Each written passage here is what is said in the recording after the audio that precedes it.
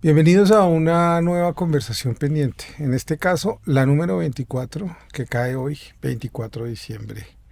Para despedirnos, habrá mucha gente a la que le gusta hacer otras cosas en Navidad, pensar, ver películas, hablar con la gente o incluso verse una entrevista o la guardan para mañana si hoy no tienen ánimo, hoy a las 7 de la noche, día de la Navidad. Y esta conversación tiene un invitado que yo quería invitar hace mucho tiempo, conversar hace mucho tiempo, porque hemos conversado a lo largo de la vida, pero me preguntaba qué tema, además del cine y además de la crítica cultural y además de la escritura, nos podría unir. Por eso antes de anunciarles el tema, o más bien antes de que los dos construyamos el tema, le quiero dar las gracias a Pedro Adrián Zuluaga, crítico, escritor, pensador, alguien que ha hecho revistas en el país, que ha sido un gran gestor cultural. Gracias por estar aquí, Pedro Adrián. No, gracias Juan David, me siento muy a gusto de estar acá. He aprendido muchísimo en las conversaciones pendientes que las escucho sin falta. Y no sabía que esto se pasaba el 24, que me parece una gran coincidencia porque la Navidad, y aquí estoy haciendo spoiler de nuestro propio episodio, la Navidad antioqueña es un gran asunto. Pues es que yo iba a empezar por ahí, así que no hay ningún spoiler. Pensando en eso, pensando en las casas, porque yo también provengo de una familia antioqueña que tenía una sede aquí en Bogotá desde el año 70 y era una casa que acogía a todo el mundo y la Navidad era precisamente una especie de pequeño teatro de las emociones de una familia de 10 hijos con toda suerte de caracterizaciones como las que haces y has pensado tú. Entonces empecemos un poco, si quieres, abriendo la casa.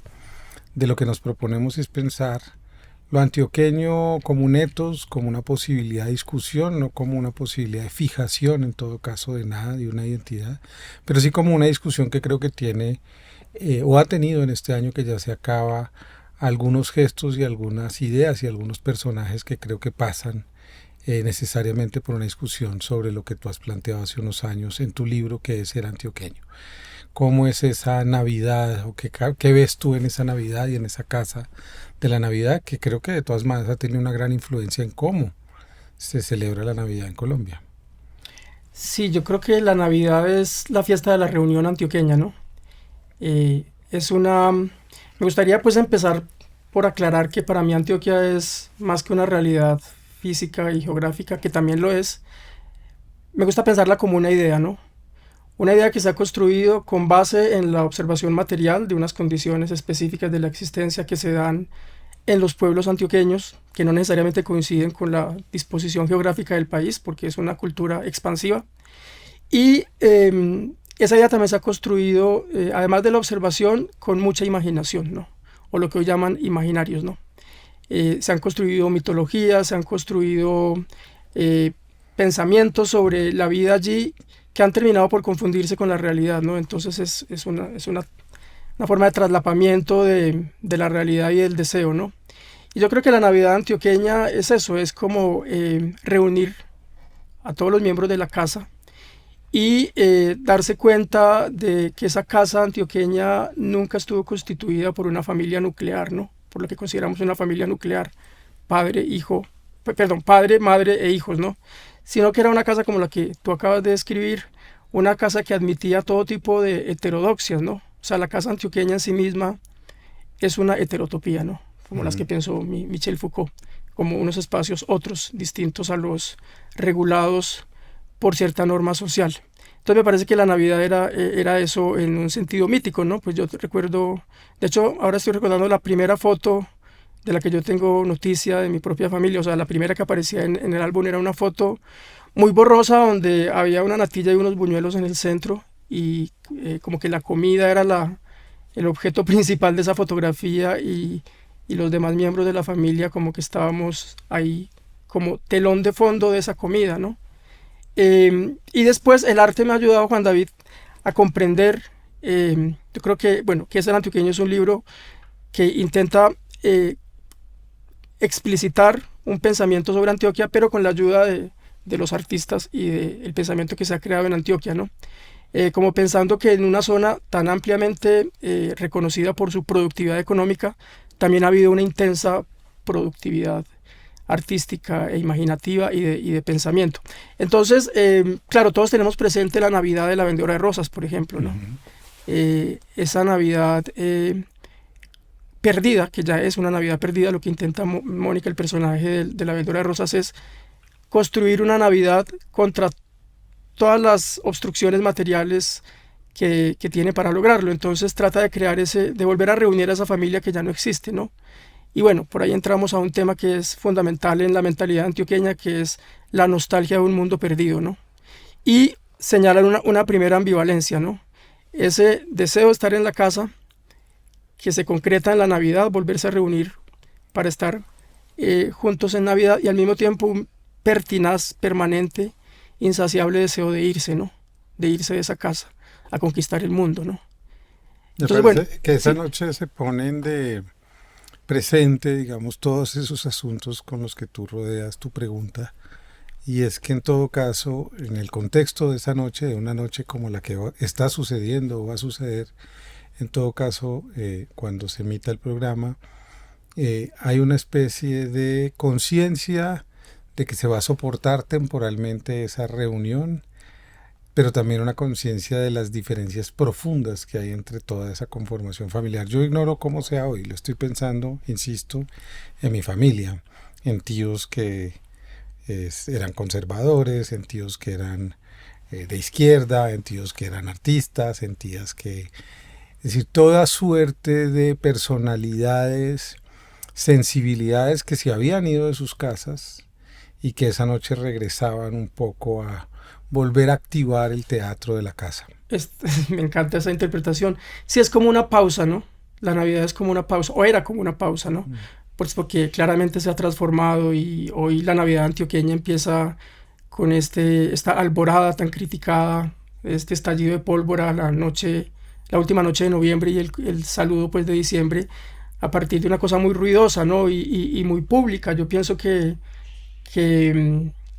la Navidad se ha trasladado al espacio público. Pues las últimas Navidades que yo he pasado allá son más volcadas a la calle, a exteriorizar la casa, ¿no?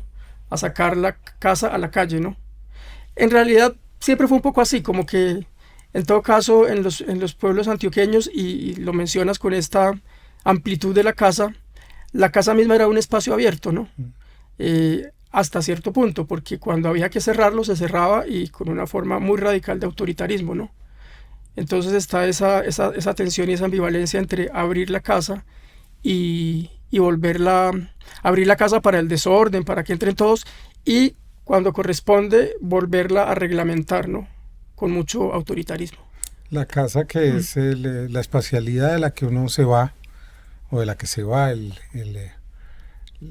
personaje o la voz que tú has construido para ese libro, pero la casa a la que siempre se quiere volver, que también es un espacio de la melancolía, y no sé si lo nombras, pero vamos a terminar esta pequeña anuncio de navideño con ya meternos en otros temas, pero no sé si lo mencionas, y sí lo eché en falta, y pensé la relación con el alcohol. Y es que esa noche, esa casa también se llena de ambas sensaciones, ¿no? De la sensación del gozo de volver, pero hay un momento de tristeza en todos, de melancolía. Siempre hay alguien que llora, porque se toma más de los aguardientes que debe, sí. O hay una pelea, o hay una especie de relación con el alcohol que me parece interesante. Y con la violencia, ¿no? Digamos que la otra gran fiesta antioqueña es el Día de la Madre, ¿no? Y el Día de la Madre es un día de muchísima violencia, ¿no? Como que esa alegría siempre termina desbordándose, se terminan desbordando las pasiones, y con bastante frecuencia esas pasiones desbordadas terminan en la muerte, ¿no? Eso de las pasiones desbordadas es un gran tema del libro de Que es el antioqueño, y yo creo que es algo que se puede observar en la realidad, en la existencia concreta de los antioqueños, ¿no? Una desmesura en las pasiones, ¿no? Que me parece una gran virtud por un lado, o sea, que es una fuerza, es una potencia, pero también es un gran problema, ¿no? Yo creo que si algo entendí con este libro, escribiendo ese libro y siendo antioqueño y tratando de pues racionalizar la experiencia vivida de ser antioqueño, es que nuestros defectos son nuestras virtudes o viceversa, ¿no?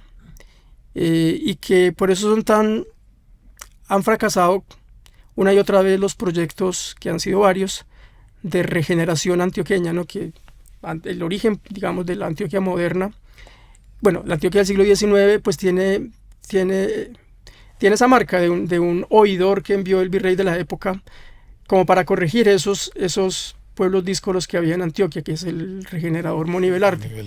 Después hubo otra regeneración a finales del siglo XIX, que fue encabezada por los hermanos Ospina, Tulio y Pedronel, uno de ellos presidente de la República posteriormente, una familia de presidentes, los Ospina, y bueno, que fue la Escuela de Minas, como siguiendo el modelo norteamericano de autocontrol porque habían estudiado en Estados Unidos, siguiendo ese modelo protestante, por decirlo de algún modo, pues intentaron un ejercicio de moderación de las mentalidades de los antioqueños, que ya veían que por una parte valoraban el impulso para el trabajo, pero por otra parte les preocupaba mucho ese desborde pasional. Que incluso un libro de 1910, bueno, un libelo de 1910 escrito por Libardo López, que se llama La raza antioqueña, que es una gran defensa de la pujanza y un texto que construye ya en 1910, bueno, que prolonga la construcción del mito de la excepcionalidad antioqueña. También ese libro, a pesar de que es una gran arenga a favor de los antioqueños, repara en las culturas del atajo, en lo que él llama la taimonía, en la falta en lo poco que se sostiene la palabra, por ejemplo, en una picaresca que está muy en la tradición de la narrativa antioqueña, del cuento y la novela, y posteriormente del cine, ¿no? Entonces, bueno, eso es un relato que triunfa, digamos, es un relato que resulta triunfador en la imaginación o en el imaginario colombiano, porque como lo dices, allí donde vayas, hoy en Colombia, hay una traza de ese relato. Es decir, en una parador de carretera de Mocoa hay unos frijoles con chicharrón. Es decir, algo ha llegado lejos dentro del territorio colombiano gracias a ese relato, gracias a miles de cosas que implican ese relato. Para poder entrar a ese relato a través de las referencias que tú usas, es decir, cómo se construye y cómo se constituye, no es unívoco. Hay mitos que son judíos migrantes, hay otros que sostienen que son vascos, y una serie de ideas y discusiones que en el fondo los dos lo sabemos, no son las verdaderamente interesantes, porque eso no es interesante, han estado iluminadas y pergeñadas por la cultura, por las expresiones de la cultura en Colombia. Y hay 3 hechos en este año, cuando pensé en que conversáramos, que dije, quizás estos 3 hilos nos puedan dar pistas sobre eso que tú te has preguntado y sobre eso que todos nos preguntamos, es por qué este imaginario y esta imaginación ha llegado tan lejos en el país, quizás más que cualquier otra. Yo diría que incluso lo bogotano es una excepcionalidad muy local, incluso no alcanza a pergeñar el Caribe, por ejemplo, los paisas están en el Caribe. Y esos 3 hechos por los que yo me pregunto, que nos van a permitir, insisto, hablar de eso que tú te preguntas. El primero es Débora Arango. Se cumplen este año un aniversario de Débora, y estuvo en discusión además por la oferta que hizo el Museo de Arte Moderno de Medellín de algunas obras. De hecho, yo mismo quería comprar unas de esas obras para el Museo Nacional porque creía que Débora tenía que estar en el Museo Nacional.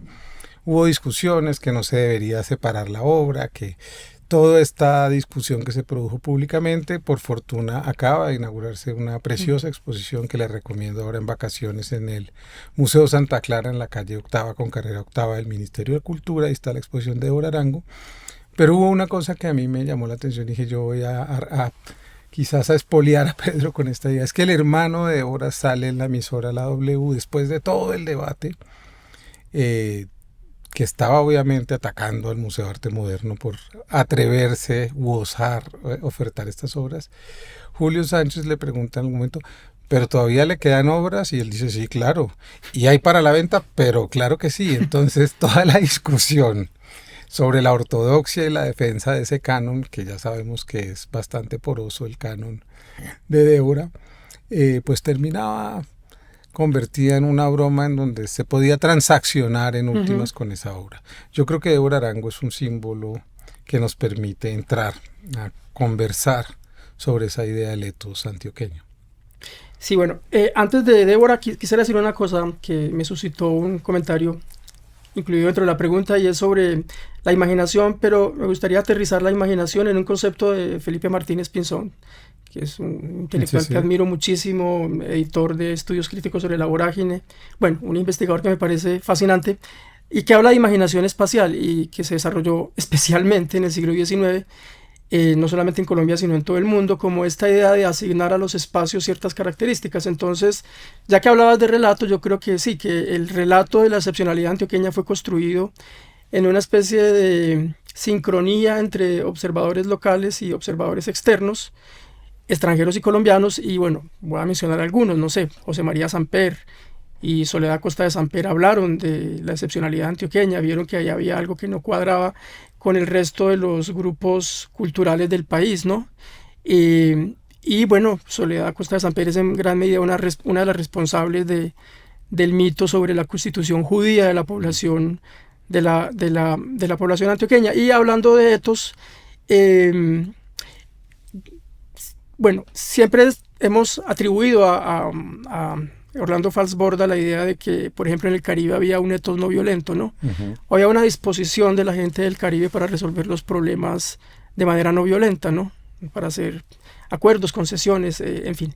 Y siempre se ha asignado, y lo hace más o menos abiertamente, Mari Roldán en este magnífico libro que es A Sangre y Fuego, hay como un etos violento en Antioquia, ¿no?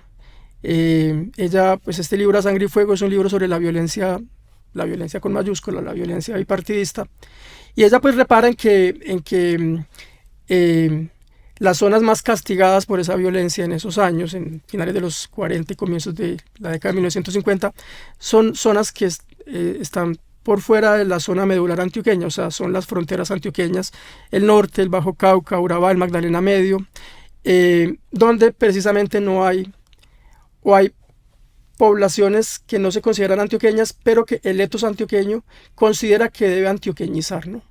Entonces, bueno, estamos hablando del problema de la colonización antioqueña, que no sé si lo vamos a hablar, pero bueno, sí, pues, es una colonización, bueno, entonces lo dejamos para después. No, al revés, sigue, esto, no, por ahí llegaremos a Débora, tranquilo. Sí, vamos a llegar a Débora, porque me interesa Débora por un aspecto crucial también de la colonización es un aspecto neurálgico. Sí, entonces la primera colonización, la célebre, la colonización del siglo XVIII, finales del XVIII y comienzos del XIX, es una colonización que baja por el espinazo de Colombia, por todo el suroccidente.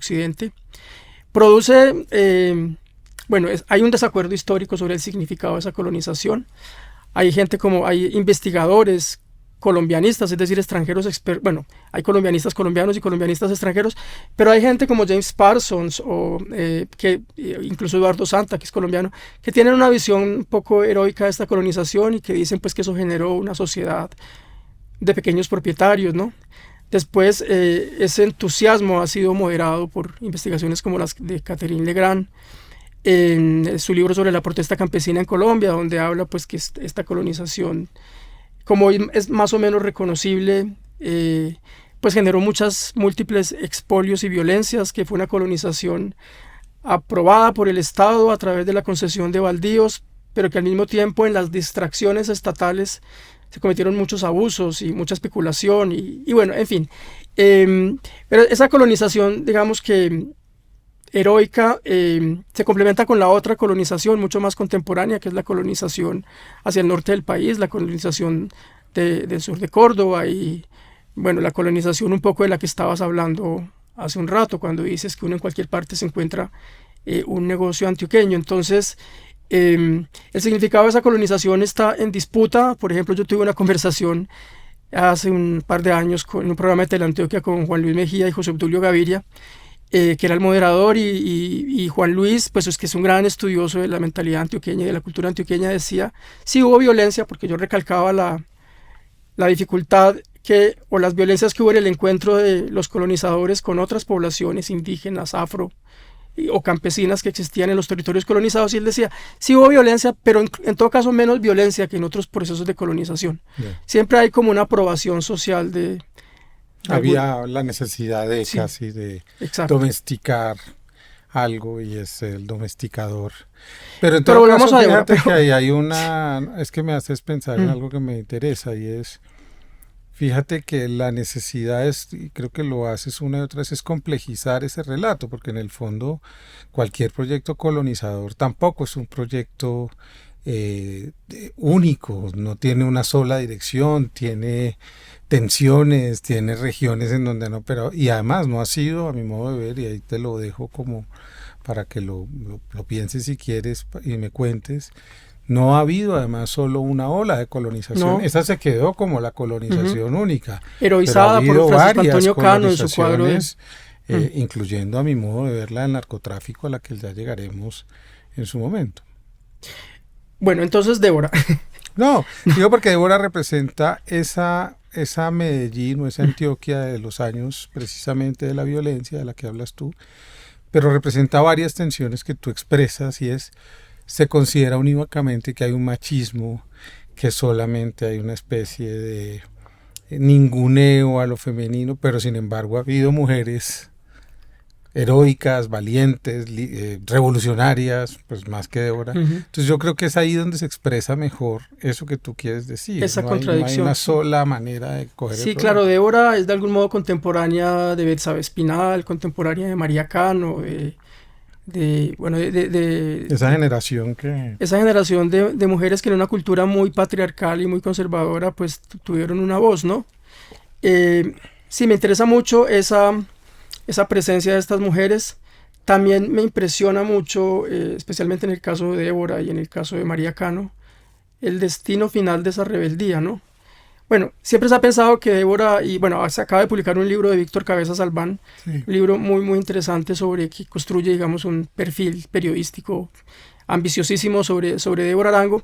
Y claro, siempre Débora está como encapsulada o dominada por esto que Solastri Giraldo, una crítica de arte, llama haberse convertido en Nuestra Señora de los Escándalos, ¿no? Siendo esa figura de mujer escandalosa, o mejor dicho, no correspondiendo esa figura de mujer escandalosa con lo que era Débora en su vida privada, en su vida íntima, ¿no? Una mujer muy acogida por su familia, muy casera y que termina pues la mayor parte de su vida de mujer mayor encerrada en una casa, en Casablanca. Entonces, lo que te iba a decir es que eso es de la vida de Débora, la parte de su destino que me interesa, ¿no? Como qué significa, que tiene que ver con la casa, qué significa el encierro antioqueño, ¿no? El encierro final de muchos antioqueños que es un gesto recurrente a lo largo de la historia de estos hombres y mujeres que se han rebelado contra la tradición heredada, que se han rebelado contra los valores dominantes y que de alguna manera terminan después de salir al exilio o de impugnar esa fe civil que es Antioquia, no digamos volviendo al redil, pero sí replegándose, ¿no? Entonces es un gesto que está en Fernando González en su encierro en otra parte, está en Débora Arango en su encierro en Casablanca, está Fernando Vallejo con su encierro también en Casablanca y en las casas en las que vive ahora encerrado. Entonces me llama mucho la atención. Alguna vez Ginette Ardila, que es una amiga en común, y hablando de David Jiménez Paneso, editor, amigo de Fernando Molano Vargas, decía, porque yo lo quería entrevistar para un libro que hicimos juntos, el libro de Fernando Molano Vargas, me dice, pero él vive encerrado, porque él es como esos antioqueños que llega un momento de su vida en que no vuelve a salir de la casa. Algunos no vuelven a levantarse de la cama, de hecho. Entonces, bueno, me he preguntado mucho por esa cualidad antioqueña, o ese destino, o ese pathos, que significa, después de haber dado la vuelta al mundo, volver a encerrarse en la casa o en unas formas de encierro, en la finquita, no sé, eso me inquieta mucho y me inquieta porque pareciera una promesa de lo porvenir, que en mi caso particular pues me horroriza porque yo soy de la calle. Claro. O siempre he querido como estar en lo público, ¿no? Estar en un ágora, no en un encierro melancólico, porque además me parece que ahí se concreta una característica que hablábamos hace un rato del temperamento antioqueño, que es la nostalgia, pero la palabra nostalgia me gusta menos que la palabra melancolía, ¿no? La tosudez de la melancolía antioqueña, ¿no? Y Débora, en ese sentido, ¿qué viene a representar para ese pathos o para ese ethos en los dos casos antioqueño, cuando no se la reconoce lo suficiente, digamos, cuando no se le da el valor, sino se la pone en un lugar de histérica y de escandalosa, o por el otro lado la valoran, pero no la valoran lo suficiente. Yo pensaba que no había mejor metáfora para entender lo que estaba pasando con Débora, que Débora siguiera, y me perdonan, soy de allá también y ni más faltaba la ofensa, que siguiera siendo solo patrimonio del Museo de Arte Moderno de Medellín. Es decir, Débora no es más del mundo, no debería ser más del mundo. Hay unas paradojas que son muy complejas, ¿no? Pues mira, en esta polémica a mí me parece que lo realmente escandaloso es que el Museo de Arte Moderno no haya encontrado un lugar digno para Débora Arango, ¿no? En su colección permanente, que incluso después de todo este escándalo, la gente que iba, movida incluso por el escándalo, a ver obras de Débora Arango, no las encontrara, y eso me parece una falla histórica del Museo de Arte Moderno. No más allá de haber intentado vender y que no haya salido, pues que no haya resultado esa venta, por toda la polémica que se armó, sí me parece que hay una responsabilidad histórica, una falta de... una falla en ese legado que además es su legado principal, digamos, la joya de la corona, como la llamó Julia Buenaventura en algún comentario que hizo sobre este caso, ¿no? Entonces sí me parece muy triste, pero esto me interesa por otra cosa, Juan David. Yo creo que también, no creo que Débora no sea suficientemente reconocida. En Antioquia es ampliamente reconocida. De hecho, al final de su vida ella tenía que mandar amigas o a que recibieran las medallas que le intentaban colgar, que eran todas. Que eso también me llama mucho la atención, como una mujer que parte de la censura, del escándalo y del ostracismo, termina convertida en el centro de un canon cultural, ¿no? Y Débora Arango es eso en Antioquia, ¿no? También... O sea, pasa que, no sé si eso hace parte de la solidez cultural antioqueña, de ese ethos dominante culturalmente del que han hablado pues, investigadores como Ángel Rama y como Raymond Williams, que es capaz de acoger la diferencia y de neutralizarla a través de integrarla al relato central cultural, ¿no? Y eso ha pasado con todos los grandes artistas antioqueños que en algún momento fueron rebeldes y después terminaron siendo hoy el canon de la cultura antioqueña está hecha de puros rebeldes, ¿no? Y eso me hace preguntarme entonces si esa rebeldía se incorpora para convertírsela un poco en paisajes, digamos, se le quita su potencia rebelde. Estoy pensando en Vallejo, es decir, en el fondo el gesto de Vallejo, que es muy duro, no en los 80s, porque sus novelas sabemos que se editan en Colombia y las leen unos cuantos, es decir, esas 5 primeras novelas, digamos, no tuvieron ninguna lectura real, digamos, Los Días Azules, son novelas bellísimas, además las recomiendo muchísimo, pero que además de sus 2 películas aquí no funcionan, digamos, y él se va, y es hasta La Virgen de los Sicarios que él vuelve con una suerte de escandalillo, y todos han sido protagonistas un poco, si tú hablas de esos rebeldes, Barba Jacob, de Grave, en fin, cualquiera, Gonzalo Arango, Amílcar, los que sea, siempre tienen como un momento de escándalo y después un momento como de articulación, como de fijación a ese aparato cultural que va por un lado, y creo que todos nos sentimos muy orgullosos de eso, porque son grandes poetas, grandes escritores, grandes cineastas como Víctor Gaviria y muchos otros, pero que al terminar siendo fijados también le quitan de alguna manera la crítica a ese otro ethos del que vamos a hablar ahí sí más adelante, que tiene que ver con un poco la idea del narcotráfico, del paramilitarismo, de la violencia. ¿Qué opinas tú de que eso se termine fijando, digamos, que se termine oficializando, congraciarse con esas formas que han sido rebeldes, que han comido hostias? Yo creo que son las argucias del capital. Y qué bueno que el siguiente tema sea el narcotráfico porque, no estamos hablando de lo mismo, pero son las argucias del capital. Yo creo que, de hecho, esta rebeldía, estas personas que estamos mencionando, fue posible dentro de una cierta acumulación del capital, ¿no? Sabemos pues que la primera mitad del siglo XX en Antioquia pues hubo mucha prosperidad, era una especie de paraíso industrial, Y eso pues generó una, no sé si llamarla una clase media, creo que no es la palabra precisa, pero unas posibilidades de pensar también en la disolución de ese capital a través de gestos simbólicos como los del nadaísmo, por ejemplo, o la propia Débora Arango, donde ese gesto de rebeldía pues no está tan atravesado por ella misma como persona, pero sí está en su obra, ¿no? La idea también de la fijación que ella tenía como con ciertos espacios antioqueños como el burdel, por ejemplo, ¿no? Entonces, bueno, creo que estamos hablando que en todo caso son ovejas descarriadas que vuelven a su centro, a su casa. Y me parece que lo interesante va a pasar después cuando empiezan a aparecer intelectuales o poetas o pensadores que ya no pertenecen a estas élites económicas y que son muchísimo más difíciles de asimilar. Estoy pensando, por ejemplo, en una figura como León Zuleta, fundador del movimiento por la liberación homosexual en Colombia, hijo de obreros, intelectual hijo de obreros, ¿no? Como producto de la universidad pública, producto también de algún modo de una prosperidad material antioqueña, pero recogida por otro lado. Y fíjate, él es un símbolo de las luchas reivindicatorias o identitarias en Colombia, pero no es una figura asimilable. De hecho, él tiene una novela de 500 páginas inédita porque es imposible, pues nadie la ha publicado, ¿no?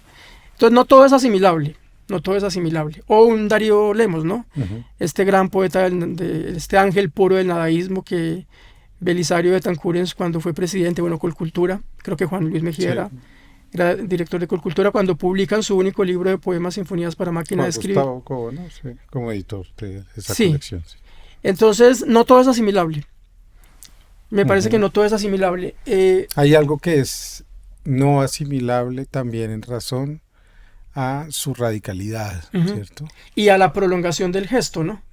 Digamos, incluso Barba Jacob no fue un asimilado nunca. Es verdad, ¿no? O estos casos que pongo, Darío Lemos y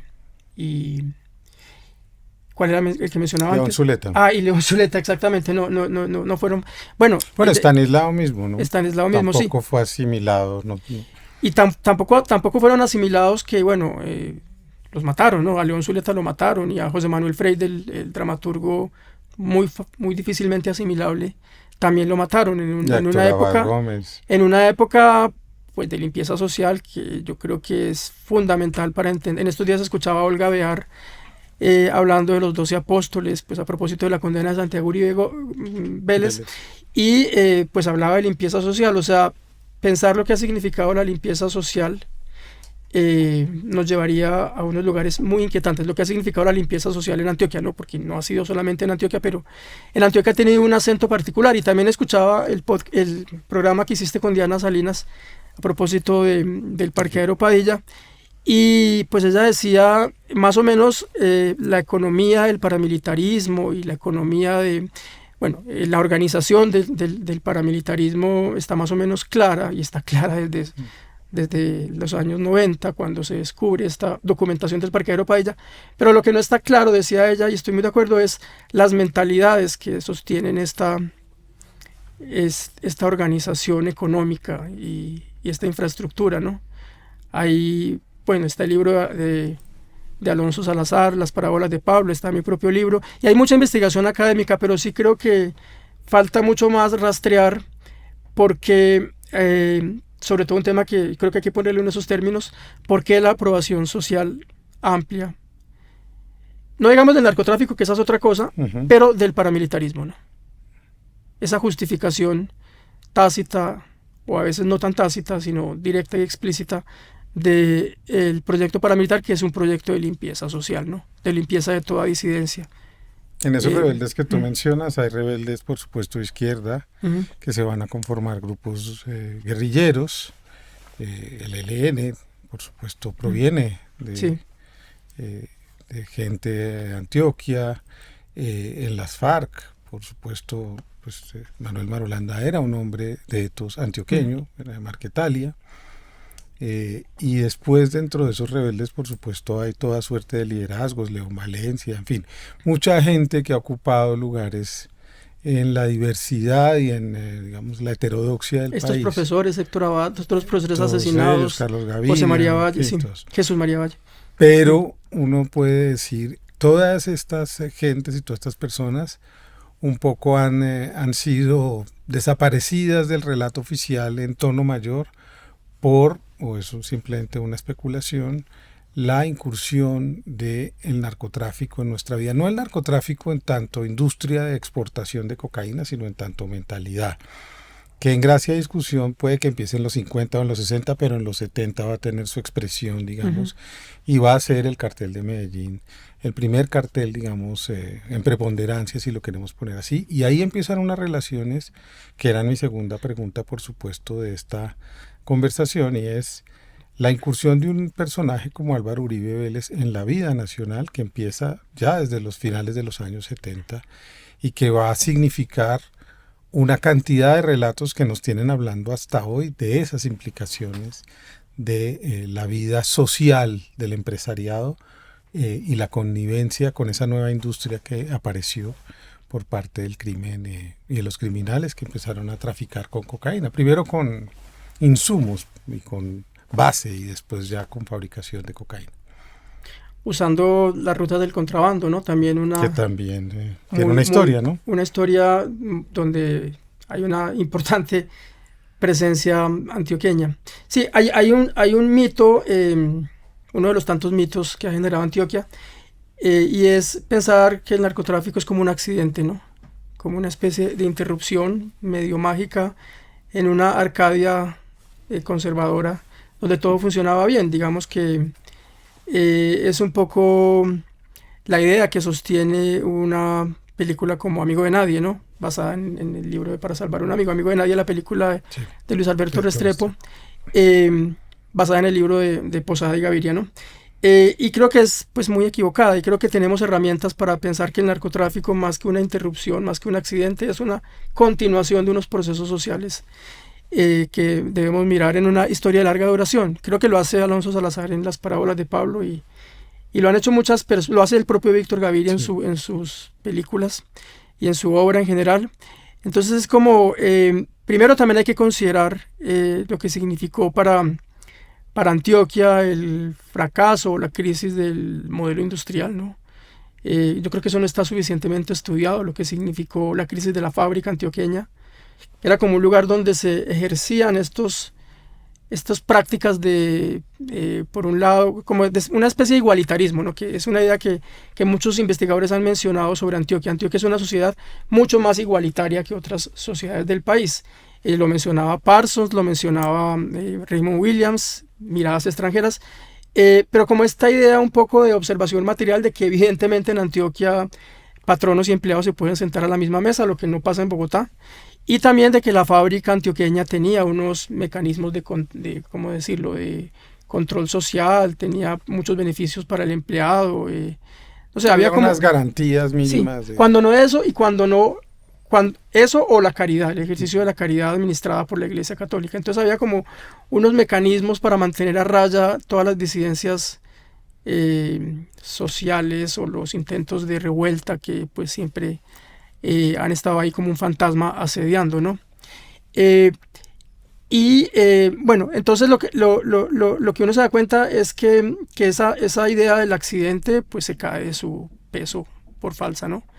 Y lo que vemos es una sociedad que tiene unas mentalidades de vieja data, del atajo, por un lado, del camino fácil, de la picardía, esa picaresca antioqueña muy bien retratada, insisto, en el corto antioqueño, en el cuento antioqueño, en el cuento antioqueño, que fue la primera expresión artística en Antioquia, Carrasquilla, incluso antes, Gregorio Gutiérrez González y Emiro Castos, F. Gómez, esa picardía, o sea, había como una tolerancia social a plata es plata, ¿no? Como decía un candidato hace 4 años.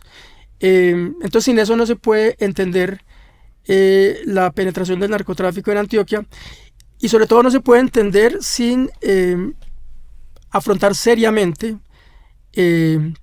la evidencia de que hubo ahí una movilidad social, una promesa de movilidad social y una especie de modernidad sin modernización. Que es Eso algo muy que, interesante, sí. que es algo de lo que muchos han hablado, que en Antioquia, pues en Antioquia siempre se abrazó el progreso, pero nunca las consecuencias ideológicas del progreso, ¿no? Una mayor civilidad, mayores libertades. Entonces, creo que el narcotráfico fue... también se da en ese caldo de cultivo de cosas que llevaban, por ejemplo, a... Claro, cuando hablamos de la valoración del atajo o la Celebración de la celebración del atajo, pues el narcotráfico básicamente es un capitalismo desregulado, ¿no? Uh-huh. Es un capitalismo sin reglas. Entonces, ¿cómo no iba a calar en Antioquia una forma de capitalismo como esta si ya había, digamos, un amplio predicamento cultural que justificaba desde predicamento cultural? Estoy hablando de un Fernando González, por ejemplo, con sus ideas de que el Estado debía intervenir poco en la vida de los ciudadanos.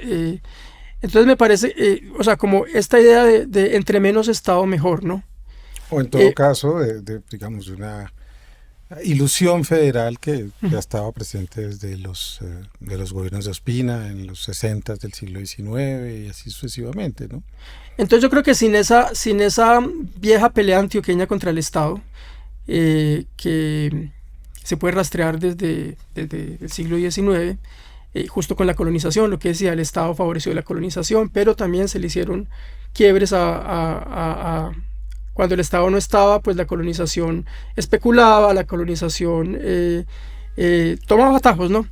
Sin eso no se puede entender la penetración del narcotráfico en Antioquia. Y decir claramente que fue una fiesta, que fue una épica, y que a mí me impresionó mucho escuchar a Víctor Gaviria cuando recibió un premio en el FICSI por Sumas y Restas, pues, que se subió a recibirlo y dijo que pues que los años 80 y 70 en Antioquia, 70 y 80, fueron un momento en donde todo era posible, ¿no? Era como una fiesta donde todo era posible, ¿no? Y hay que reconocer que hay mucha nostalgia por ese mundo sin reglas, ¿no? Después vendría el performance dictatorial o autoritario de Álvaro Uribe a imponer unas supuestas reglas, cuando pues sabemos que él participa de todo este movimiento tectónico que tiene que ver con clases sociales y que tiene que ver también con la participación de las élites muy protegidas en todo este relato por el chivo expiatorio de Pablo Escobar, ¿no? Pero entonces creo que a Antioquia le ha faltado un ejercicio de reconocimiento de cómo toda ella, de arriba abajo, fue penetrada por el narcotráfico y toda ella se benefició de arriba abajo. Estoy hablando de todas las familias esa última regeneración antioqueña, que es la del finales del siglo pasado y comienzos de este, me parece que intenta tapar eso, ¿no? Intenta tapar lo que significó en términos amplios la penetración del narcotráfico en la mentalidad antioqueña y intenta ponerlo como una especie de accidente histórico y como una especie de, no fueron unas pocas personas, ¿no?, que se desviaron del camino, ¿no? No fueron unas pocas personas, fue una sociedad entera que se entregó a una euforia colectiva. Hablas de ese cuadro, ¿no? Hablas del Museo de Antioquia, que tiene el cuadro de Pablo Escobar muerto en un tejado. Eso es en Laureles, en la casa en Laureles, donde lo mataron, donde lo matan en el 93. Y tienes una descripción muy bonita. Me gustaría que activáramos también esa imaginación al detalle. ¿Qué es lo que piensas al ver esa escena y por qué no la cuentas un poco? Sí, recién inaugurado la colección, la donación del Museo de Fernando Botero al Museo de Antioquia, es decir, comienzos del siglo XXI, o tal vez 1900, no tengo precisa la fecha. Yo voy a ver la colección y me encuentro con una mujer mayor, una mujer con un hijo, supongo, una mujer con un niño que supongo que era su hijo, y el cuadro de la muerte de Pablo Escobar, que es un cuadro de pequeño formato, estaba muy arriba para la estatura del niño, y el niño le pregunta: mami, ¿qué dice ahí? O sea, ¿cómo se llama el cuadro? Y el cuadro se llama La muerte de Pablo Escobar, pero la madre le dice: la muerte de un señor, ¿no? Hubo una profilaxis de la memoria en Antioquia. Yo hice alguna vez un intento de investigar el estado de los archivos en Teleantioquia, por ejemplo, de los archivos de esa época, y se borró a Pablo Escobar. O sea, como un intento de eso no pasó por acá, ¿no? Pero además era eso, borrar a Pablo Escobar, porque como que todo se individualizó, todo se concentró en su aventura absolutamente enloquecida, demencial, para pensar, para salir hacerle el quite a una responsabilidad histórica y pensar que esa demencialidad fue todo lo que pasó. Y no, esa demencialidad no fue todo lo que pasó. O al menos fue una demencia, perdón, más socialmente compartida de lo que quisiéramos creer, ¿no?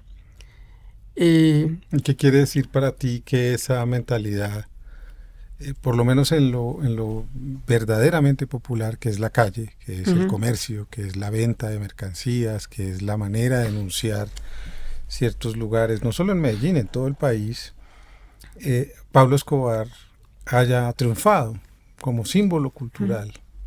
¿Qué quiere decir eso? Y es que aunque en esa regeneración en donde Álvaro Uribe y su gobierno intentaron crear un relato distinto, incluso separándose de ellos porque los extradita, digamos, no los quiere cerca, en todo caso esa agua que fluye y que viene de mucho atrás, ese río, termina por invadir muchas cosas, incluso hoy pues a esa misma familia en donde ya de alguna manera se actualiza lo que ya se había dicho en el año 96 y 97, y por fin 30 años después parece que vamos a aceptar que estos señores armaron un ejército en Yarumal y en toda la zona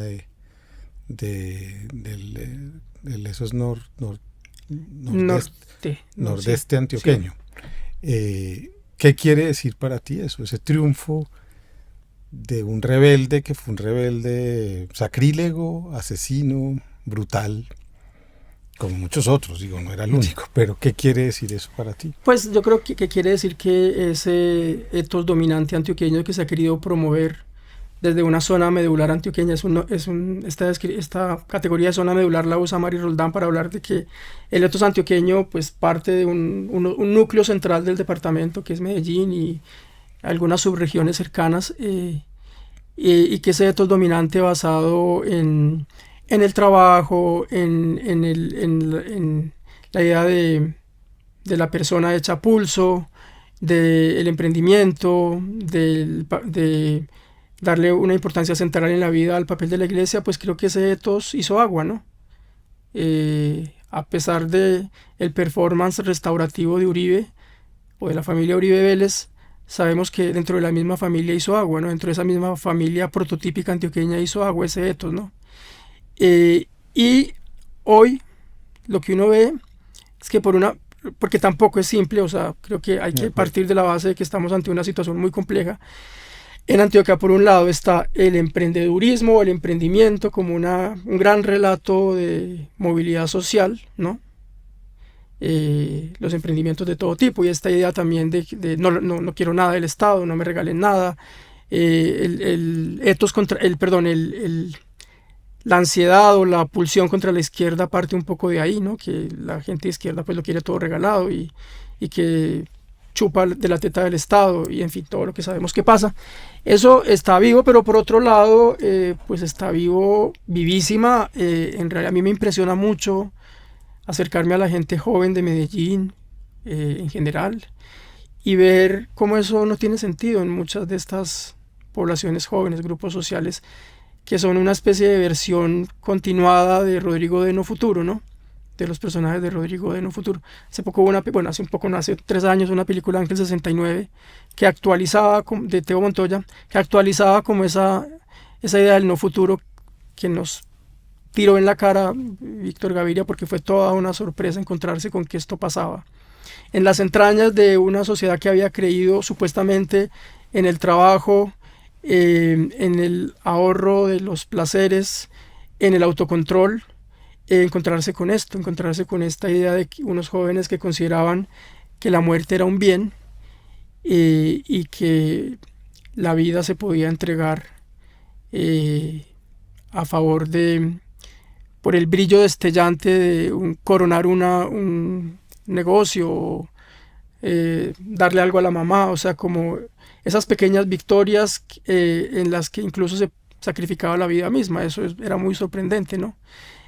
Si uno pues se apegaba al discurso dominante de que esta era una población trabajadora y que Antioquia ofrecía la posibilidad para todos de, si se trabajaba, obtener la apreciada movilidad social, ¿no? Entonces todo eso hace agua, y también hace agua con el narcotráfico, pues la idea del igualitarismo antioqueño, ¿no? Lo que nos muestra Amigo de Nadie y lo que nos muestra Sumas y Restas es que esa mesa de patronos y empleados donde podían convivir amigablemente, pues no es tal, ¿no? O sea, como que debajo de ese igualitarismo, debajo de ese performance de compadrazgo incluso, estaban las tensiones sociales vivas, ¿no? Y en Antioquia, te lo pregunto porque el momento de escritura hace 5 años es muy distinto al de hoy. Publicaste en la pandemia, un poquito 2020, sí. Es distinto, son momentos distintos en el país, y yo además quiero insistir que esto es una conversación para reflexionar, no para fijar, no para definir. La heterodoxia antioqueña es toda, yo mismo estoy acá, somos muchos que no pretendemos hacer un retrato de que esto es lo antioqueño.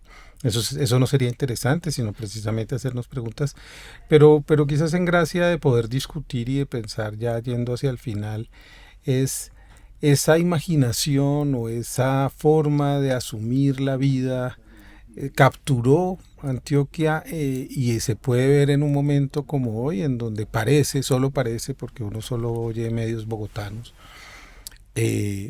Antioquia en todo caso es un departamento adverso al progresismo, a lo que está proponiendo, en todo caso según las encuestas. Yo no estoy hablando ni mucho menos que no haya izquierda en Antioquia, sería un idiota, pero estoy tratando de generalizar para poder comprender.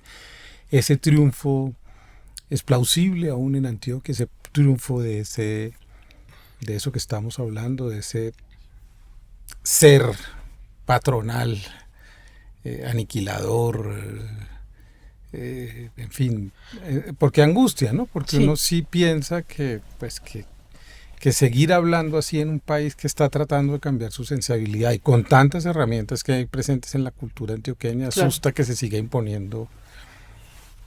Yo creo que hay gérmenes y hay posibilidades de cambiar el relato, ¿no? El padre Francisco de Rú decía que si Antioquia cambia, cambia el país. Y yo creo que hay de dónde agarrarse, y me parece que es una responsabilidad de quienes tenemos una voz, pues reivindicar estas historias de rebeldía, ¿no? Y cambiar el relato. Víctor Gaviria lo decía a propósito de La Vendedora de Rosas cuando le preguntaban, bueno, pero su película no cambia nada, ¿no? Y él dice, sí, cambia la mirada, ¿no? Lo que consideran desechable, lo que la sociedad dominante o el etos dominante considera desechable o prescindible, que son estos niños de la calle, yo lo miro distinto, le doy... Es como una economía a la inversa, lo propio hace Laura Mora en una película bellísima como Los Reyes del Mundo, ¿no? Son órdenes distintos. El arte propone un orden de la justicia poética, si se quiere, y eso es muy importante, porque lo que es despreciado por el mundo es embellecido por el arte, y eso no es poca cosa. Pero más allá del arte, yo creo que hay unas fuerzas progresistas en Antioquia que hay que saber mirar, ¿no? Están en los territorios siempre estuvieron en los territorios más golpeados por la violencia, que son estas fronteras antioqueñas. Urabá, Bajo Cauca, ahí están esas fuerzas vivas. Magdalena Medio. Están en Medellín también. Hay cierta rebeldía antioqueña, debo decirlo, y concentrada en Medellín, un poco capturada por la institucionalidad, ¿no? Pues por Confama, por contratos en la alcaldía, que le restan fuerza como contestataria, pero también uno entiende, digamos, como que parte de la lucha es estar en esos lugares, ¿no? Entonces, me parece que ahí está la otra Antioquia posible, ¿no? Yo no creo en las reingenierías, yo no creo en eso, me parece que están destinadas al fracaso. Son, como decía Margarita Yourcenar, el tratado del inútil combate. Me parece que ahí está nuestra fuerza. Yo reconozco esa fuerza, no solamente en mí, sino en los míos.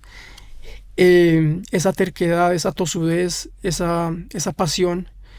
Y me parece que no hay que temerla, ahí es que potenciarla hacia unos lugares de celebración de la vida que también están en Antioquia, de celebración de los placeres, de reconciliarnos con la vida aquí y ahora, con una vida buena. Yo creo que hay nociones de buen vivir en Antioquia. Yo en un artículo que te compartí, Juan David, sobre esta pelea antioqueña contra el Estado, a propósito de una época en que se discutía lo de la vaca para las vías 4G, decía que, bueno, yo crecí, por ejemplo, con la idea del convite antioqueño. El convite era esta reunión de gente de la sociedad civil, pues para hacer calles, o sea, no hay Estado, pues, bueno, hagamos algo, hagamos una especie de comunalismo, cooperativismo y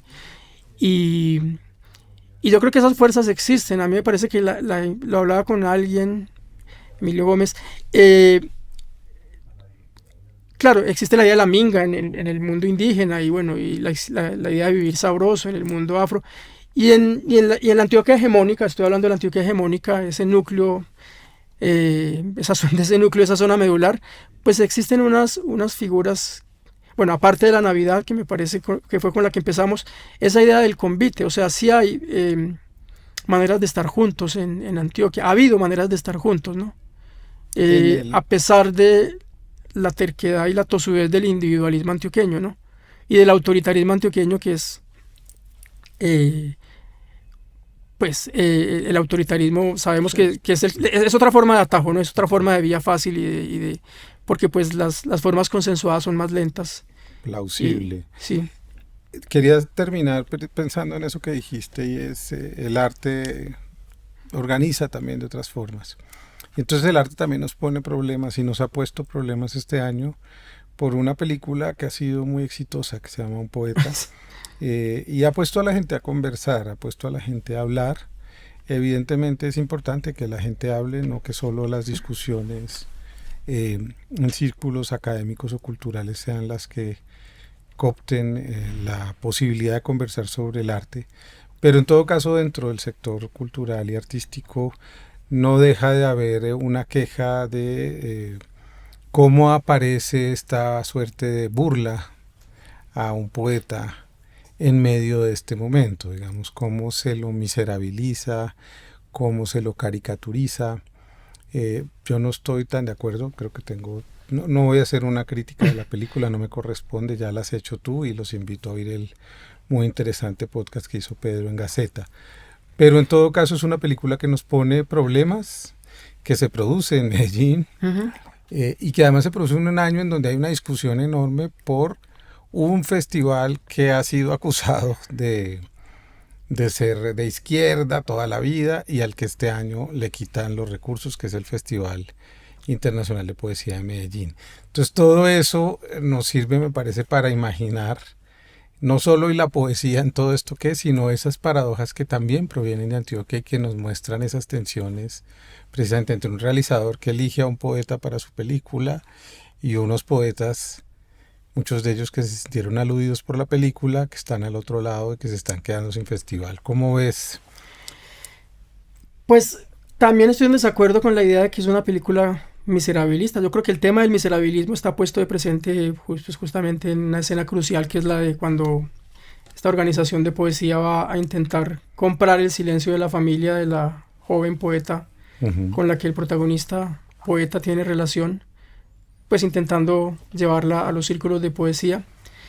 Pero creo que la película no se burla del poeta y me parece que es un asunto central, o sea, creo que lo ennoblece.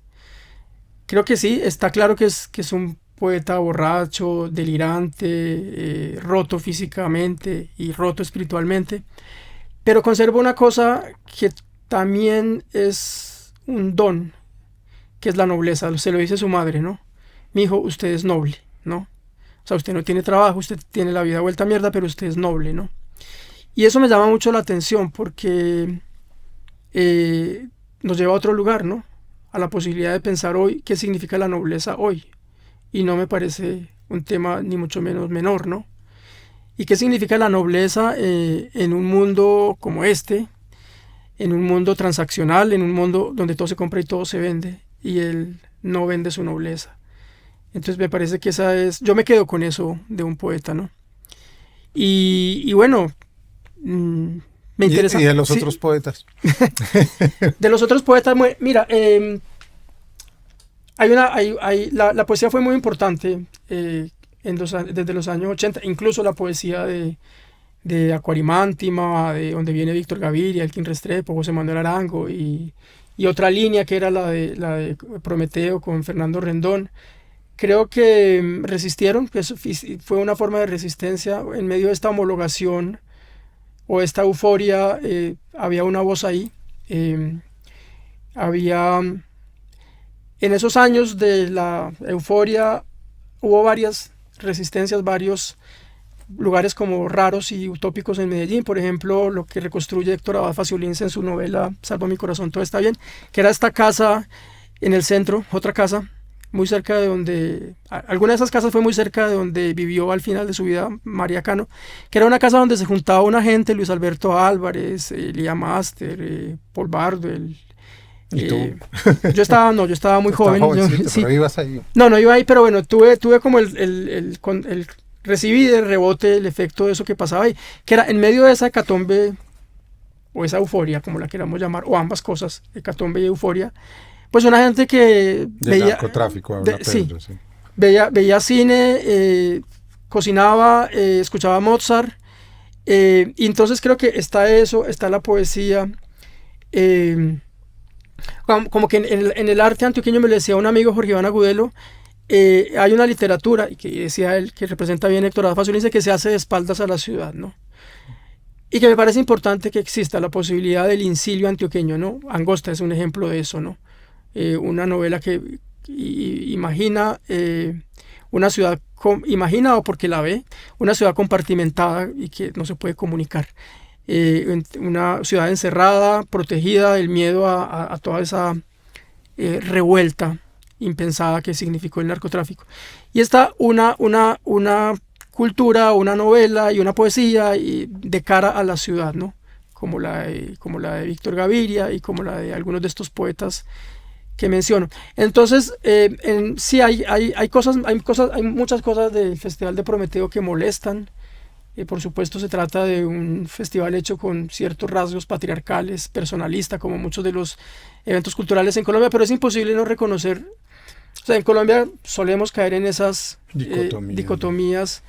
Es imposible no reconocer el significado profundamente importante que tuvo ese festival en unos momentos muy específicos, principios o sea, en plena guerra del narcotráfico, la más dura, una ciudad, no digo una ciudad, pero grandes cantidades de gente escuchando poesía, o sea, como podríamos decir, pero esto es muy simplificador, como poesía en medio de la barbarie. No me gusta la palabra barbarie, sí, no. pero era eso, ¿no? Entonces creo que no reconocer, no hacer justicia con eso, con esas resistencias del pasado que puede que hayan devenido mal o en su propia caricatura, no me parece justo. Y me parece que sí, que el poeta puede caer la película, un poeta pues puede caer en unas lecturas muy simplificadoras, y quizás son parte del riesgo de la comedia, ¿no? Simplificar un poco, construir trazos muy gruesos de cosas que son mucho más complicadas.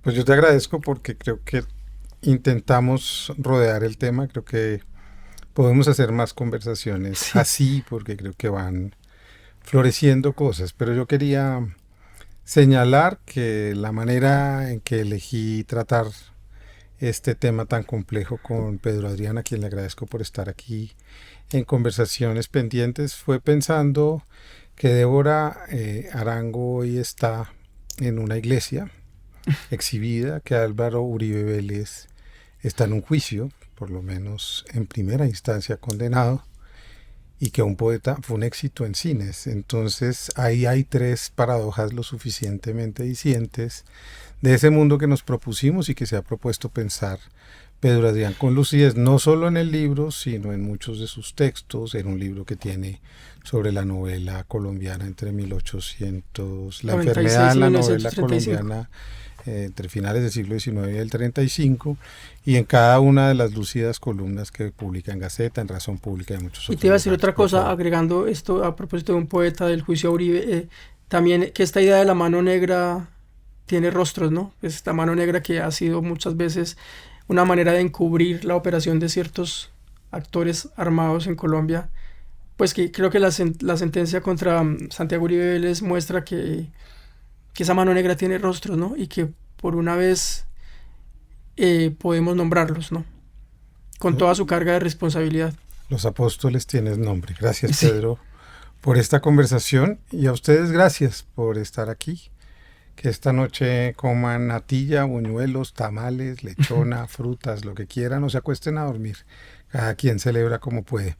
Feliz Navidad y gracias por esta nueva temporada de Conversaciones Pendientes. Nos vemos a partir del 4 de enero. Descansamos 10 días, pero el miércoles 4 de enero regresamos. La promesa será un poeta antioqueño. Nos vemos. Chao.